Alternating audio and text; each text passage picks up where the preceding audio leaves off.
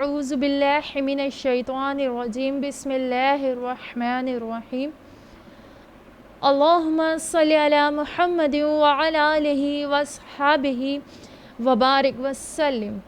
خوش آمدید کرتی ہوں میں آپ سب کو کن فیکون چینل میں۔ ہمیشہ کی طرح اس بار بھی میں آپ کے سامنے سیرت امہات المومنین کے بارے میں، اور سب سے پہلے امہات المومنین میں سے حضرت خدیجہ الکبریٰ پہ جو ہمارا ٹاپک چل رہا ہے، اور ان کے بارے میں سوانح حیات، طرز زندگی، سیرت اور بھی بہت ساری چیزیں حضرت خدیجہ الکبریٰ کے بارے میں ہم کر رہے ہیں۔ تو آج حضرت خدیجہ الکبریٰ رضی اللہ تعالی عنہ کا گھر مبارک اور میرے پیارے آقا دو جہاں حضرت محمد مصطفیٰ صلی اللہ علیہ وسلم پر جب پہلی وحی آئی، جب آپ کو نبوت ملی، آپ کی عمر کو جب 40 سال پورے ہو رہے تھے، اس کے اوپر آج ہم ڈسکس کریں گے انشاءاللہ۔ تو میرے ساتھ جڑے رہیے گا، میرے چینل کو سبسکرائب کریں، بیل آئیکن کلک کیجئے، کمنٹس میں بتائیے کہ یہ سیگمنٹ آپ لوگوں کو کیسا لگ رہا ہے، اور امید کرتی ہوں کہ ہم یوٹیوب پہ بہت ساری چیزیں سرچ کرتے ہیں، بہت کچھ کرتے ہیں، لیکن یہ وقت ایسا نہیں کہ ہم غلط چیزوں کو سرچ کریں، بلکہ کوشش کریں کہ اپنے گھر کے اندر اپنے بچوں کو لے کر بیٹھیں اور سیرت امہات المومنین کا بتائیں۔ لڑکیاں جن کی شادیاں قریب ہیں ان کو بتائیے کہ کس طرح انہوں نے گزر بسر کرا، کس طرح رہتی تھی، کس طرح انہوں نے اپنے شوہر کا ساتھ دیا، اور کس طرح اپنے شوہر کی فرما برداری کری ہے۔ اور جو بچیاں اور جو مائیں جن کو پڑھنا نہیں آتا، لکھنا نہیں آتا، سمجھ نہیں ہے، تو ان کے لیے بھی بہت آسانی ہے کہ یوٹیوب چینل آن کریں، کن فیکون چینل کو سامنے رکھیں اور سیرت امہات المومنین کو سنیں اور اس پہ عمل کرنا شروع ہو جائیں، تاکہ میرے لیے بھی صدقہ جاریہ ہو۔ آپ کے ایک عمل سے میرے نیکیوں کا پلہ بھاری ہو سکتا ہے۔ چلتے ہیں اپنے مدعے کی جانب کہ بہت خوبصورت سیدہ طاہرہ رضی اللہ تعالی عنہ کا مبارک گھر، ام المومنین سیدہ خدیجہ طاہرہ رضی اللہ تعالی عنہ کے گھر مبارک کو یہ شرف حاصل ہے کہ اس گھر سے اس کا نور چمکا اور ساری دنیا کو منور کر دیا، اور یہ گھر پھولدار، زرخیز و مبارک جگہ قرار پایا۔ اس گھر کی برکت میں سے ایک یہ تھی کہ سیدہ خدیجہ طاہرہ رضی اللہ تعالی عنہ خود اور ان کی 4 صاحبزادیاں یعنی بنات رسول سب سے پہلے اسلام لائی، بلکہ اس گھر کے جملہ افراد نے اسلام قبول کرنے میں پہل کری۔ سب سے پہلے اسلام قبول کرنے والی سیدہ خدیجہ الکبریٰ اور ان کی اولاد۔ اس گھر کو بڑا رتبہ، مبارک، فضیلت حاصل ہے۔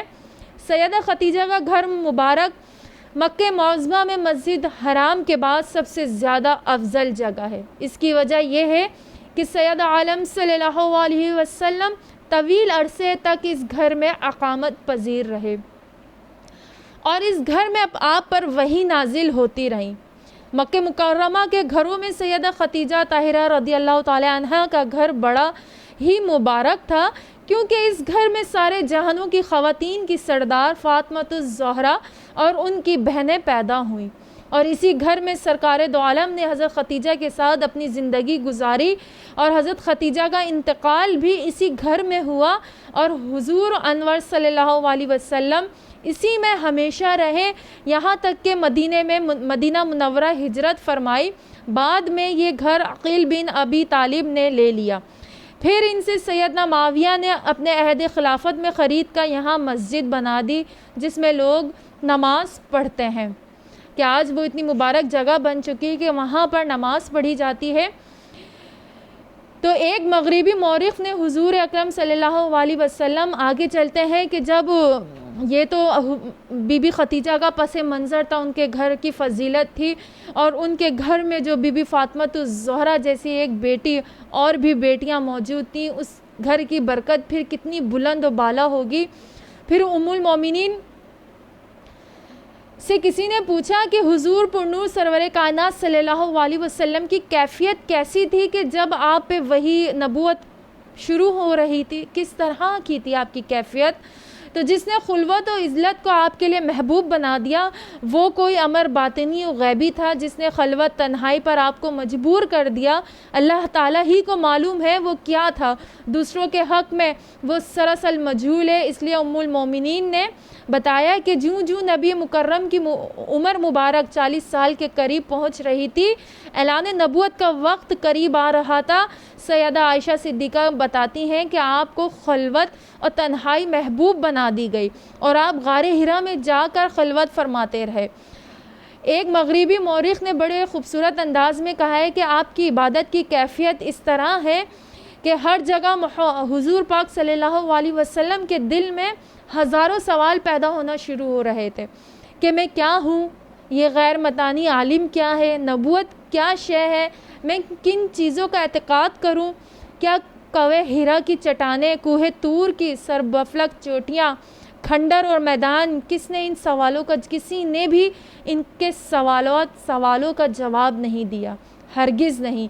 بلکہ گنبد گردہ، گردش لیل و نہار، چمکتے ہوئے ستارے، برستے ہوئے بادل، کوئی ان کا سوال جواب نہ دے سکا. آپ آبادی سے دور جبل نور کے سنسان علاقے میں غار حرا کے اندر عبادت و ریاضت میں لگے رہتے تھے. آپ کی عبادت و ریاضت میں خداوندی کی تحمید و تقدس کا ذکر و قدرت الہی تفکر فرماتے تھے. جب کھانے پینے کا سامان ختم ہو جاتا تو شہر سے آ کر لے جاتے یا سیدہ خدیجہ پہنچا دیتی تھی. وہ جب سیدہ عالم کی عمر مبارک 40 سال ایک دن قمری حساب پوری ہو گئی تو حضور پرنور سرور عالم سرکار دو عالم صلی اللہ علیہ وسلم پر فرشتے کے اندر غار کے اندر فرشتہ آیا اور آپ کی خدمت اقدس میں سلام پیش کیا. پھر کہا کہ اقرا، پڑھیے. آپ نے ارشاد فرمایا مانا بقاری، میں پڑھ نہیں سکتا. اس فرشتے نے پکڑ کر آپ کو اس شدت سے دبایا کہ آپ کی مشقت کی کوئی انتہا نہ رہی اور پھر چھوڑ دیا اور پھر کہا اقرا. آپ نے پھر وہی جواب دیا. فرشتے نے آپ پر پھر اسی شدت کے ساتھ دبایا اور چھوڑ دیا اور کہا کہ اقرا بسم ربک الذی خلق خلق الانسان من علق اقرا وربک الاکرم الذی بالقلم علم الانسان ما لم یعلم. ترجمہ: آپ اپنے پروردگار کے نام کی مدد سے پڑھیے جو خالق تمام کائنات کا، خصوصاً انسان کا، کہ جس کو خون کے لوتھڑے سے پیدا کیا. آپ پڑھیے کہ آپ کا رب بہت ہی کریم ہے جس نے قلم سے علم سکھایا اور انسان کو وہ چیزیں بتلائیں جن کو وہ نہیں جانتا. کیا روح پرور تصور ایک امی مگر نہایت دیانتدار پاک باز تھے. پہلی وحی کا نزول 27 رمضان المبارک کو ہوا، لیکن حضور انور صلی اللہ علیہ وسلم کے ایک عظیم سوانح نگال سہیلی نے جس روایت کو ترجیح دی ہے اس کے مطابق اول نزول وحی پیر 17 رمضان المبارک 13 قاف ہے، بما مطابق 22 دسمبر 209 کو ہوا. بعد ازاں جب آپ کے اوپر وحی نازل ہوئی تو آپ گھر تشریف لائے اور بدن مبارک پر لرزہ کپ کپی تھی. گھر لوٹتے ہی اپنی زوجہ محترمہ، اب یہاں کردار ادا کرنا دیکھیں بی بی خدیجہ کس طرح اپنا کردار ادا کرتی ہیں کہ اپنی زوجہ محترمہ سیدہ خدیجہ سے فرمایا مجھ پر کمبل ڈال دو، مجھ پر کمبل ڈال دو. جب کچھ دیر بعد گھبراہٹ اور پریشانی دور ہوئی تو غار حرا میں پیش آنے والے تمام واقعات سے اپنی اہلیہ کو آگاہ کیا اور فرمایا کہ مجھے اندیشہ ہے کہ میری جان نہ نکل جائے. زوجہ مکرم نے بہت محبت بھرے ایسے سنہرے الفاظ سے آپ کو دلاسا دیا اور ڈھارس بندھائی، اندیشہ اور گھبراہٹ کا پسینہ پوچھا اور کہا کہ ہرگز نہیں، خدا کی قسم اللہ تعالیٰ آپ کو کبھی ذلیل و رسوا نہ کرے گا. آپ پریشان نہ ہوں، آپ تو صلح رحمی کرتے ہیں، آپ لوگوں کی مدد کرتے ہیں، آپ کنبہ پرور ہیں، بے کسوں فقیروں کے معاون اور محتاجوں کا سہارا ہیں، مہمانوں کی ضیافت کا حق ادا کرتے ہیں، رائے حق کے مصیبت زدوں کے کام آتے ہیں. ابن حجر یہ روایت نقل کرنے کے بعد لکھتے ہیں کہ اس روایت سے یہ واضح ہوا جاتا ہے کہ آپ پر سب سے پہلے سیدہ خدیجہ ایمان لائی تھیں. اس روایت سے حقیقت میں یہ واضح ہوا کہ سب سے پہلے ایمان لانے والی ہی بی بی خدیجہ الکبریٰ ہیں. کہ قسم اس ذات کی جس کے قبضے میں ختیجہ کی جان ہے. خدیجہ کبریٰ فرماتی ہے کہ قسم ہے اس ذات کی جس کے قبضے میں میری جان ہے, میں قوی امید رکھتی ہوں کہ آپ اس امت کے نبی ہیں. یہ ہے اس خاتون جنت کے مبارک الفاظ جس نے اپنا تن من دھن سب کچھ سید عالم صلی اللہ علیہ وسلم پہ نچھاور کر دیا تھا.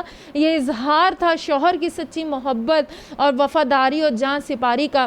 ذرا تصور کی کہ دنیا میں 1400 سال پیچھے چلے جائیں کہ مکہ کے پہاڑوں عرب کے ریگستانوں میں پلنے والی ایک عورت, جہاں نہ کوئی مدرسہ ہے نہ یونیورسٹی ہے, جہاں آج جیسی کوئی ظاہری نام نہاد تہذیب و ترقی والی بلا یا وبا نہیں, لیکن اس کے باوجود کس طرح حکیمانہ, عالمانہ اور کس قدر پیارے الفاظ میں اپنے جذبات کی ترجمانی کی.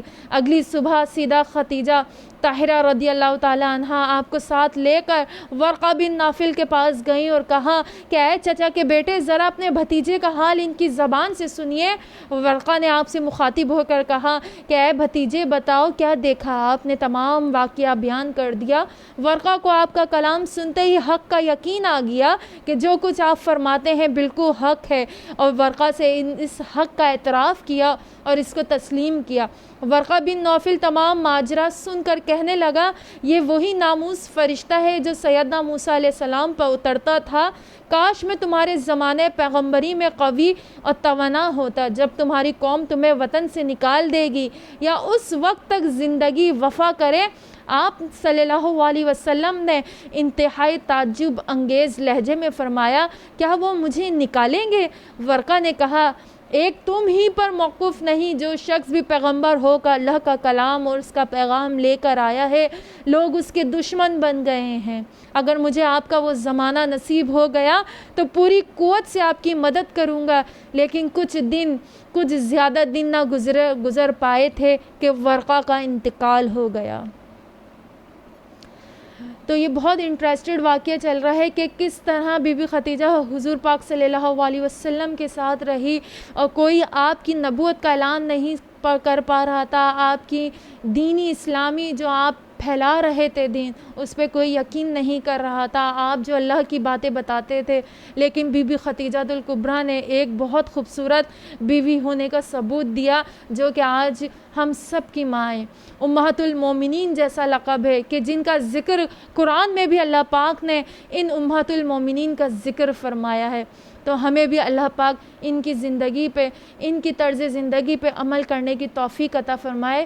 اور یا باری تعالیٰ آخر میں یہی دعا ہے کہ ہم سب عورتوں کو گناہوں سے بچنے کی توفیق عطا فرما اور کوشش کریں کہ شیطان کے نرخے سے نکل کر امہات المومنین کی زندگی اپنائیں. بہت نہیں, تھوڑی ہی سی کر لیں. اللہ نگہبان.